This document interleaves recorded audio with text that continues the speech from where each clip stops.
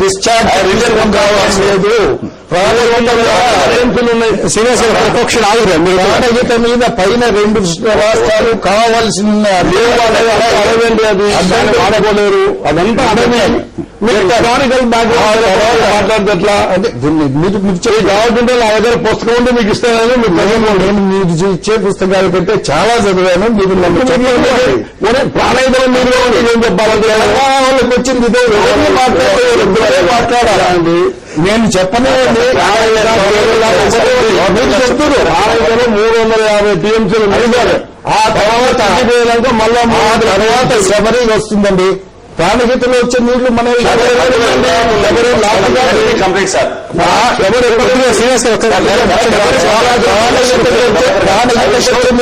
మనవి కాదండి. మహారాష్ట్ర వాడు ఉపయోగం ఆ 2 రాష్ట్రాల నుండి వచ్చి తోక మనలో కలిసిపోతుంది గోదావరిలో. దాంట్లో మనం ఏంటాం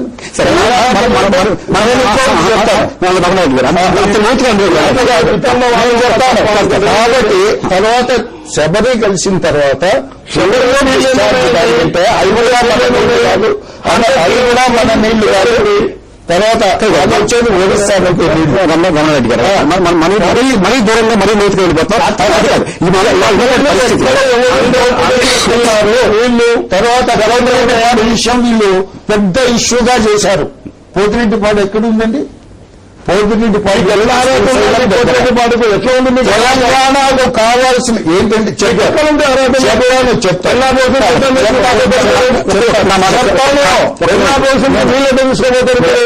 నేను చెప్తాను. నేను అదే చెప్పనివ్వండి, నన్ను దయవించి నన్ను చెప్పాను.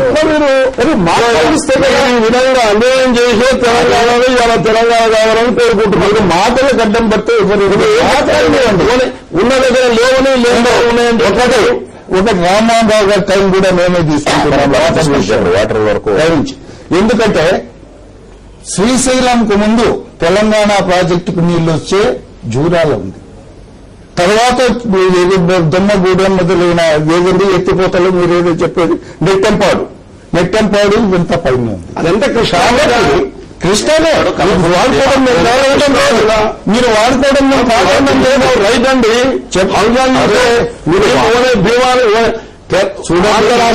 వచ్చేది ఆంధ్రప్రదేశ్ కావటం వల్ల మాకు కృష్ణా నీళ్ళు పోయినాయి, భీమాలు పోయినాయి. కాబట్టి పోయినాయి మాకు ఒక్కటే రాష్ట్ర పైన తెలంగాణ వాడుకునేటటువంటి ప్రాజెక్టులన్నీ ఉన్నాయి. ఇంకా శ్రీశైలం వస్తాం. ఇది మనం ఇది పూర్తిగా వేరే అంశం. ఇది మరి అంత కాదు. ఇప్పుడు ఒక క్షణం మనం శ్రీనివాస్ గారు తీసుకుంటాం. శ్రీనివాస్ గారు ఈరోజు అయితే ఇవాళ నదీ జలాల యొక్క పంపకమో లేకపోతే ఎవరికి ఎంత లభ్యమో వీటి మీద మనం చర్చించట్లేదు. ఇవాళ ఉన్నటువంటి పరిస్థితి, తాజాగా జరుగుతున్నటువంటి పరిణామాలు, ముఖ్యంగా కోస్తాలు, రాయలసీమలు, జిల్లాలు, మండలాల్లో, గ్రామాల్లో ఉన్నటువంటి పరిస్థితి దీని గురించి మాట్లాడుకుంటున్నాం మనం.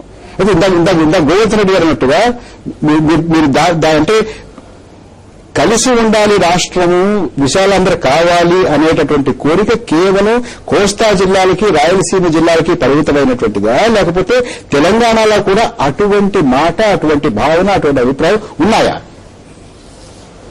ఇవాళ తెలంగాణ ప్రాంతంలో ఉన్న ఎమ్మెల్యే నేను సమైక్యంగా ఉండదలుచుకున్నాం, కావాలంటే కోస్తా కలుపుతారేమో ఆయన రాజీనామా చేయడం జరిగింది. తెలంగాణ ప్రాంత ఎమ్మెల్యే వాళ్ళు ఆల్రెడీ రాజీనామా చేశాడు సమైక్యత కావాలని. అదేవిధంగా రాజీనామా చేశారు గోవర్ధన్ రెడ్డి గారు. శ్రీనివాస్ గారు ఎవరు పెద్ద మనిషిని అడుగుతున్నారు? ఎస్ వీరయ్య గారు సత్తుపల్లి ఎమ్మెల్యే రాజీనామా చేయడం జరిగింది. రెండోది పొద్దున భద్రాచలం వారిని కూడా రాజీనామా చేయమని అడుగుతాము. ఎందుకంటే అది ప్రాంతం ఇటుకొస్తున్నది మా ప్రాంతంలోనే ఉంది కాబట్టి. అదేవిధంగా జగన్ ఎమ్మెల్యే గారు ఏం చెప్పారు? అది కాదు, అది మైగ్రేటెడ్. మాకు అసలు తెలంగాణ వాళ్ళు ఏంటంటే ఆ రోజు వాళ్ళంతా బార్డర్ కాలేదు, మైగ్రెంట్స్ కాదు. సంజయ్ వెంకరెడ్డి గారు దళిత ఎమ్మెల్యేని పట్టుకుని అక్కడ ఆయన migrant is not all migrant, absolutely ఇది ఎస్సీ కాన్స్టిట్యూన్సీ బేసిక్. మీరు ఎవరైతే తెలంగాణ వద్దనుకున్నారో అందరూ మైగ్రెంట్స్ అని కిరాయిదారులని అవమానపరచమాటండి సార్. పెద్ద నాయకులు కరీంనగర్ లో బోయినపల్లి హనుమంతరావు గారు తెలుగు భాష సమితి, మీరు అనేది అనేక మంది కావాలనుకుంటున్నారు. నేను అనేది మేము దయచేసి గోవర్ధన్ రెడ్డి గారు మేము నిన్నటి వరకు కూడా ఇవాళ వరకు కూడా ప్రత్యేక ఆంధ్ర కావాలనుకునే వాళ్ళమే. మా యొక్క శక్తిని హరించే విధంగా వాళ్ళు ప్రవర్తించారు సార్. ఒక ఛానల్స్ లో చెప్తున్నారని ఒక ప్రముఖ లాయర్స్ మీ సంఘ నాయకులు ఆంధ్ర వాళ్ళని చెప్పుల దండాలతో మేము వీటుకోలు పంపుతామని మాట్లాడారు.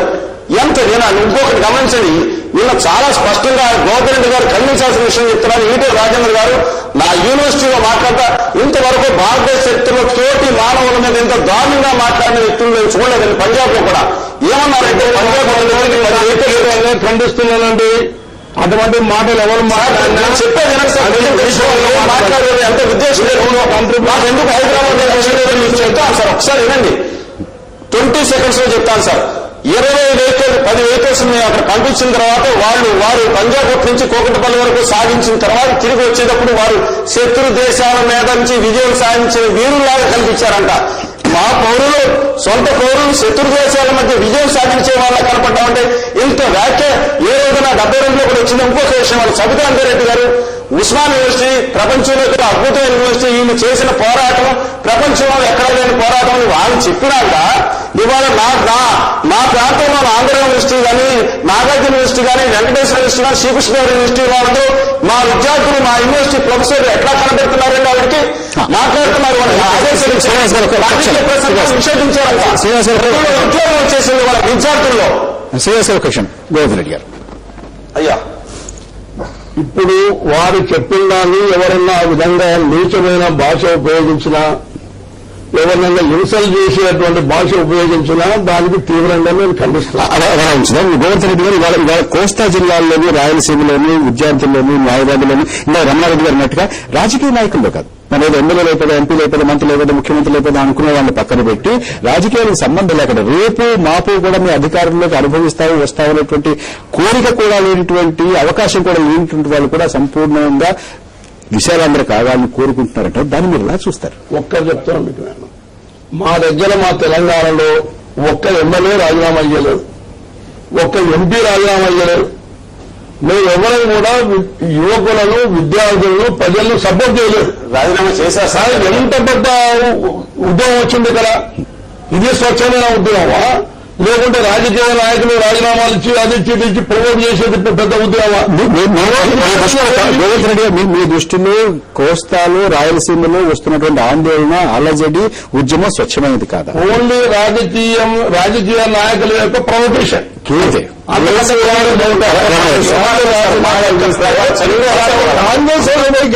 మీరు కేసీఆర్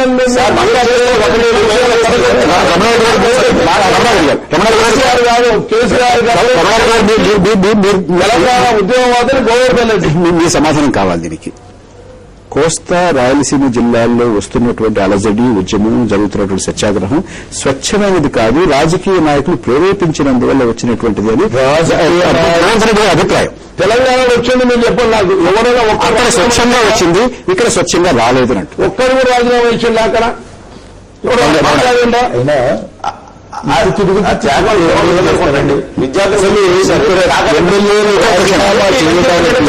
అక్కడ ఉద్యమం జరగడానికి ఏమాత్రం అసలు టైం గ్యాప్ అనేది లేకుండా ఇక్కడ విద్యార్థులు మీకు అనిపిస్తుంది. ఇప్పుడు గోవర్ధన్ రెడ్డి గారు అంటే వారితో ఉంటే ఒకటి లేకపోతే ఇంకోటి చెప్తారు. కాదు 2004 లో ఇదే కేసీఆర్ మీతో కలిపి మీరు ఎన్నికల్లో పోయినారు మీరు. అందువల్ల ఆయనతో ఉంటే ఉద్యమం ఇవాళ వాళ్ళు చేసే ఉద్యమం కాదంటే ఇప్పుడు వాళ్ళ సెంటిమెంట్స్ మీకే కదంటే వాళ్ళకే మనోభావాలు రాజీనామా ఇచ్చి ఎన్నికల్లో కాంటెస్ట్ చేయడం వల్ల కేసీఆర్ గారు దెబ్బతిన్నారు. ప్రజలకు ఏంటంటే మాటికి రాజీనామా ఇచ్చి మీకు ఎలక్షన్ ఎట్లా పోతారన్న దాని మీద దెబ్బతిన్నారు. ఆ దెబ్బ ఆయన ఈవేళ ఎలక్షన్కి వచ్చే వరకు కోల్పోలేదు. మా విద్యార్థులు కూడా ఉంటుంది. దానివల్ల ఆయన కోల్పోలేదు. అది కాదండి, తెలంగాణలో ప్రజలు ఉద్యోగం చేస్తారేమో సెంటిమెంట్, ఆంధ్ర రాయలసీమలో చేస్తారో పొలిటికల్ ఇదని అంటారు. ఇదే పొట్టి శ్రీరామరావు ఆంధ్ర రాష్ట్రం కోసం కనుక కృషి చేసి ఆయన ఎంతో చేస్తుంటే ఈవేళ ఎటువంటి పరిస్థితి ఆ రోసి గారు తీసుకొచ్చారంటే అవమానించబడ్డాడు. ఈవేళ ఆయన ఈ రాష్ట్రాన్ని అంటే ఇదేమన్నా రాణి గారు లేకపోతే రాజ్యం వెళ్తుందంటే సోనియా గారి బర్త్డే కేక్ అని కోసిచ్చేది ఏమనుకుంటారంటే అంటే ఇంకా ప్రజల మనోభావాలతో సంబంధం లేదండి. వాళ్ళ మనుషులు రాయలసీమను వాళ్ళ మనుషులు కాదండి తెలంగాణ, అది కాదండి అందరూ తెలుగు వాళ్ళు. ఈవేళ తెలంగాణకు చెందిన వ్యక్తి త్యాగరాజు అమెరికాలో ప్రధానమంత్రి తెలంగాణ ఒక్కరోజు లేదు ఆమె అత్త, ఆమె భర్త, ఆమె తాత వీళ్ళు ఎంతమంది కాలం నుంచి తెలంగాణ ఉద్యమం నడుస్తుంది. అయినా కూడా నిర్ణయం చేసి ఈ నిర్ణయం తీసుకున్నది సామాన్యమైన నిర్ణయం కాదు. ఇది ఇవాళ మీ ప్రధానమంత్రి గారే చెప్పారు. ప్రధానమంత్రి నిర్ణయం. ప్రధానమంత్రి మొదటి నుంచి చెప్తా ఉన్నాడు ఎందుకు తెలంగాణ మనం ఇవ్వటం లేదు. ఒక్క అర నిమిషంలో 4-5 వాక్యాలు మీరు ఎలా ముగిస్తారు? అయిపోతారు. ఇప్పుడు ముఖ్యంగా అందరం కలిసి ఉంటే ఒక బలమైన రాష్ట్రంగా దక్షిణాదిలో కేంద్రం మీద ఇన్ఫ్లుయెన్స్ చేయడానికి అవకాశం అది చాలా ప్రధానంగా మీకు కనపడుతుంది. అది కాకుండా నేను ఎవరికి వాళ్ళు విడిపోదామంటారా? తెలంగాణతో పాటు రాయలసీమ కూడా ప్రత్యేక రాయలసీమ ఖచ్చితంగా అవుతుంది. కోస్తా ప్రయత్నంతో కలిసి ఉండదు. శ్రీనివాస్ గారు 4 వాక్యాల్లో చివరిగా. శ్రీనివాస్ గారు, ఇక్కడ సమస్య చాలా స్పష్టంగా ఉందండి. కోస్తా విడిపోయినా రాయలసీమ విడిపోయినా ఆ సమస్య పరిష్కారం రామనారెడ్డి గారు చెప్పినట్టు ఆ సమస్య పరిష్కారం కాదు. తెలంగాణ ఎప్పుడు విడిపోయినట్టే సమస్య. ఇక్కడ ఆత్మగౌరవ సమస్య వచ్చింది. మహారాజు గారు ఏమీ తెలియకుండా ఇవాళ మా ముఖ్యమంత్రిని నా ముఖ్యమంత్రిని అవమానించిన, రాష్ట్ర ముఖ్యమంత్రిని అవమానించిన విషయం ప్రజలకు తేటతెల్లమైంది. ఇవాళ ఆత్మగౌరవ సమస్య వచ్చింది. నేను రాయలసీమ కోస్తా కాదు, రేపు కరెంట్ జాయింట్ మేము కూడా వారితో కాదు తెలుసుకోవాలి. ఇవాళ ప్రాబ్లం ఏంటంటే మాకు హైదరాబాద్ లో అసలు ఈ ప్రాంత వ్యక్తులకి హక్కులు లేవా? 35 లక్షల మంది అక్కడ మా ప్రజలకి ప్రతి 10 మంది స్పష్టంగా వచ్చింది. గోవర్ధన్ రెడ్డి గారు చివరిగా 4 అండి. ఇక్కడ నివసించే యొక్క ఎవరో కానీ నార్త్ ఇండియన్ కానివ్వండి, సౌత్ ఇండియన్ కానివ్వండి, ఆంధ్ర ఏరియా దిక్షులు కానీ అందరూ కూడా గౌరవంగా ఉండవలసిన వ్యక్తులు. అందరికీ తెలంగాణ వాళ్ళకు ఎంత ఉందో అంతే వాళ్ళకు. కాబట్టి ఎవరిని కూడా ఇక్కడి నుంచి పొమ్మని ఎవరు అనటం లేదు. ఎవరన్నా అంటే తుచ్చుడు ఎవరన్నా ఫాల్ట్ మాటలు మాట్లాడారు. ఎవరు మాట్లాడారు? రామ్మోహన్ గారు చివరిగా 4 వాక్యాలు. ఈవేళ ఏదైతే నిర్ణయం చేశారో ఇది చాలా దుర్మార్గం అండి. తెలుగువాడు మరొకసారి అవమానించబడ్డాడు. ఈవేళ రోసయ్య గారిని ముఖ్యమంత్రిగా చేశారు కదండి. ఆయన ఢిల్లీ నుంచి బయలుదేరాడు, రాకుండానే అక్కడ చిదంబరం గారు అనౌన్స్ చేశారు. ఏమండి ఏమన్నా వారండి? అంత ఎమర్జెన్సీ ఏమిటండి? కనీసం మనిషి వచ్చి వీళ్ళతో సంప్రదించే అవకాశం కూడా లేదండి. ఈవేళ మళ్ళొక్కసారి తెలుగువాడు అవమానించబడ్డాడు. ఆ రోజు తెలుగు భాష ప్రయుక్త రాష్ట్రాలుగా ఏర్పాటైంది కాబట్టి అందరూ కలిసి ఉండాలి అన్నదమ్ములు అనేది అందరి యొక్క అభిప్రాయము. ఆంధ్రలో గాని రాయలసీమ గాని ఒక రాష్ట్రం ఏర్పాటు చేసుకోమన్నప్పుడు అందరి అభిప్రాయాలు కూడా తీసుకోవాల్సిన అవసరం ఉన్నది. 4 ఇందా మీరు చెప్పారు 4వ పాయింట్.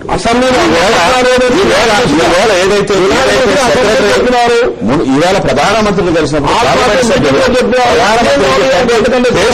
తీసుకోమని చెప్తే సెక్రటరీ ఏమో హైదరాబాద్ తెలంగాణలో ఉంది ఆయన చెప్తున్నాం. అంటే ఈ ఉద్యమానికి మరింత పెట్రోల్ పోసినప్పుడు మనం ముగించుకోవాలి. ఒక్కరు చెప్పండి, ఎవరు అలా కూడా చేసేదని అంటున్నారు.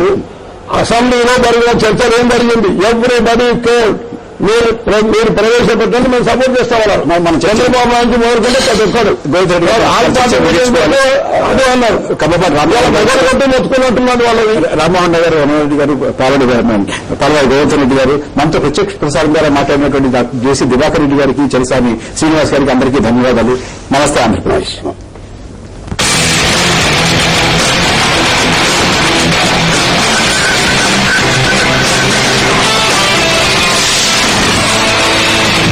ఆకలి వస్తుంది. Dinner ready. Sharma aunty dinner ఏర్పాట్లు భారీ ఎత్తున జరుగుతున్నాయి.